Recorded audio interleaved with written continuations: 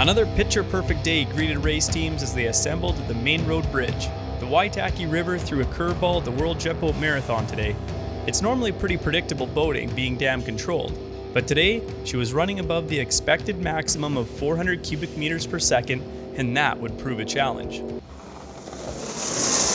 Roger and Ben Preston acquitted themselves well, aware this was Kevin Hyde territory, but the river was on their side, the higher water level suiting their longer boat. Still, you need to stay in the deep. We missed a chute to the right to get back to the north bank, about 2/3 of the way up, and we ended up way over on the south bank, and when we had to find our way back over to the north bank, which we did, so it cost us probably 20 seconds, I'd imagine. Quite a lot higher, a lot of pressure waves on the way up today. We got thrown around a few times, big times. Last time we come upstream, we probably had the foot to the floor, probably 3/4 of the whole leg. Coming up this time, we were lucky, probably having it up a full time, a quarter of the time. These two lead gas turbines would fight the day out. A leg win apiece for the day, with Preston remaining on top. It soon became evident that wings and water just don't mix. Well, at least water this high. Every time a boat caught air and kited off a wave, a wing would be sacrificed, with varying degrees of damage. The overnight FX leader retained his lead, despite the need for wing repairs, and holding off second quickest Stu Fitzgerald. We definitely hit one. We thought we were the only one coming up here, and then everyone tells me don't worry about it. There's a lot of other issues. In A-Class, Ben Quinn's immaculate classic Quickcraft got a remodeling in the tricky conditions. Well, my navy's been telling me to go hard nuts all week, but I might have gone a little far. Yeah. So what happened? Just fight? Yeah, just got a ton of air under the boat, and then it come down and knifed around, and yeah, basically just had a full noise spin, and yeah, pushed up the side of the boat a little bit. Incredible what it does, isn't it? Like, no trees, no rocks, that's water. No, right in the middle of the river, not a tree near us. Robert White's better known in jet boat circles for his sprinting, so he's used to boats flying through the air. In his first foray into river racing in CX-841, he discovered these machines can fly and be bent, just like a sprint boat. We went over a wave and it jumped up, and I buttoned off the gas, and as soon as you let the gas off, it spilled and it spun around and just dug the front nose in. Yeah, no, it's all handling, all right. Just I backed off the gas and once you're out of the water, you got no control weight in the lap of the gods. Aidan Flett didn't bend his boat, but the wings were taking a beating in the big Waitaki water. Oh, nothing to see here, Paul? Nothing to see? No. Is that kind of like trimming the wings a little, is it? Or? Well, yeah, we need to get this other side flying a bit higher because I'm heavier than the navigator, so we need to pick his side, bring his side down, pick my side up, and it's just... Is it working? No. Dare I ask how the run was upstream? Dreadful. But we'll get back down, we'll post the time and get back to town, and looks like we've got a late night tonight and maybe a full day tomorrow. Everywhere you looked, it seemed wings were wounded or missing, but Justin Hill had the secret.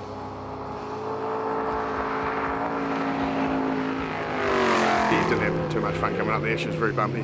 We hit one earlier on. It wasn't too bad, but I just worked out after that we could lose it pretty quick if we pushed hard. So no, we're real conservative. Just clean run there. Definitely wasn't one of our fastest, but it's the name of the game. You got to use your head when you need to and have clean ones. So. Not everyone had wing trouble, but the quickest Canadian, Gord Humphrey, was watching his oil pressure slowly slip away, along with any chance of improving his third place in A-Class. Old V8 oil pressure countdown, yeah. We seen some smoke, lost the cylinder, made some smoke, and we just watched the oil pressure and it just went away. And so we just shut it off when it hit 20 pounds and coasted to shore. Good old V8.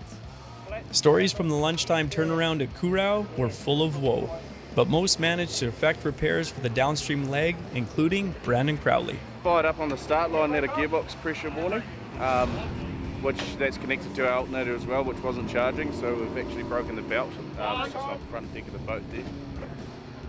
Yeah, so at the moment we're rush to get this new belt on, so drive shaft off and put the new belt in.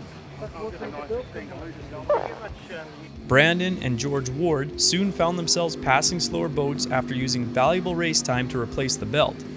But before catching and passing 102, they witnessed a huge moment from the father and son A-class entry. Keep right, we're good, yep. Yep, we're all good, bro. Yep.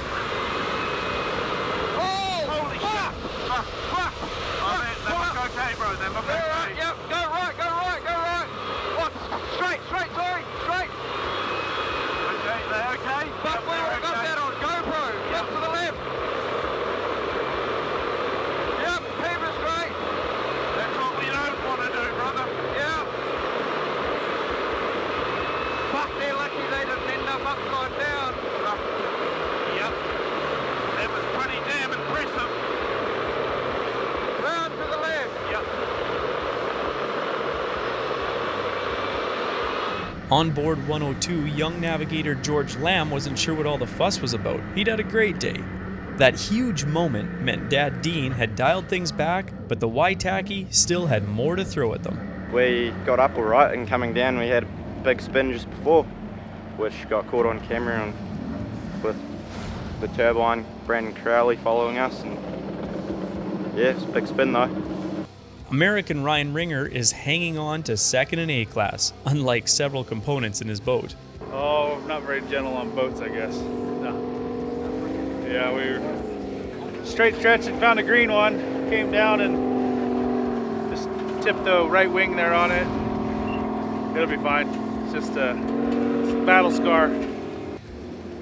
While Brandon Crowley slipped a couple of places due to the late start, he's still in the hunt for overall.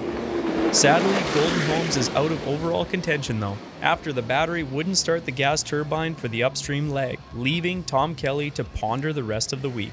Not too sure, wait for it to settle in, probably just make it numbers and keep it strong for the world event, but yeah, pretty disappointing. Third fastest turbine John Derry wasn't disappointed to get up and back without doing damage to his new tunnel hull.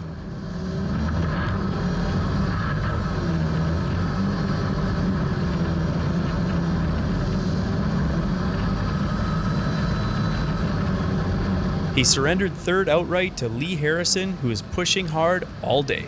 Tried keeping it pretty controlled, but easier said than done when you still got your foot up at those pressure waves, and they're on those corners, so you're turning on them, and yeah, lucky this boat's a bit of a bullet through there, so we're finding out.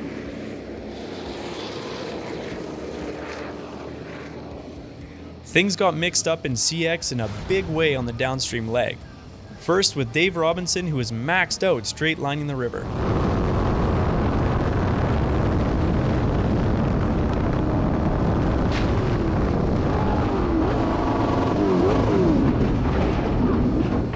Robinson dropped 3 places, allowing Andrew Scott to take over class honor duties for now.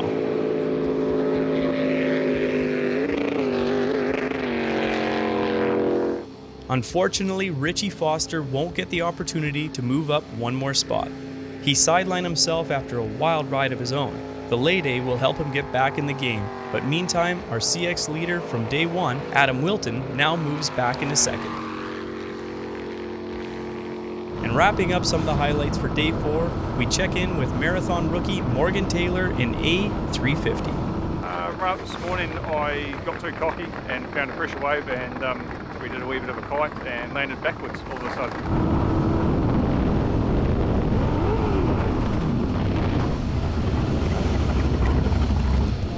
Learning curve, big learning curve. All right.